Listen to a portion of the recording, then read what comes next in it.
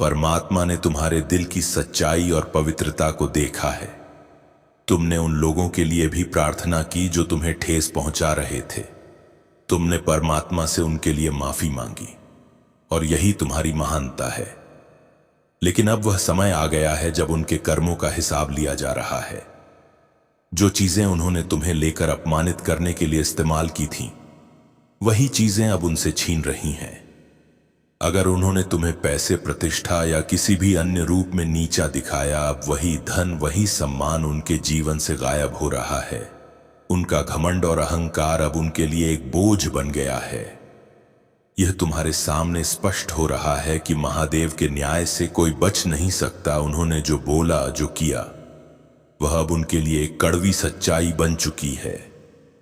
लेकिन मेरे बच्चे, तुम्हें इन सब के बीच एक बात समझनी होगी। यह दुनिया तुम्हारे कोमल हृदय का बार बार इस्तेमाल करेगी। जब तक कि तुम खुद को सशक्त नहीं बनाते, लोग तुम्हारे भोलेपन का लाभ उठाते रहेंगे, तुम्हारे पीछे हंसते रहेंगे और तुम्हारे बारे में बातें करते रहेंगे। तुम्हें यह सोचने की जरूरत नहीं है कि तुम्हारा भविष्य क्या होगा या कौन तुम्हारा साथ छोड़कर चला जाएगा। तुम्हें खुद पर विश्वास करना होगा, क्योंकि तुम्हारे साथ महादेव का आशीर्वाद है। महादेव तुम्हें सतर्क कर रहे हैं कि ऐसे लोगों से दूर रहो जो अपनी नकारात्मकता और अहंकार में डूबे हैं। यह लोग मेल या फीमेल हो सकते हैं, लेकिन उनका ईगो और नेगेटिविटी बहुत ही उच्च स्तर पर है। यह नार्सिस्टिक लोग तुम्हारे जीवन में रुकावट डालने की कोशिश कर सकते हैं।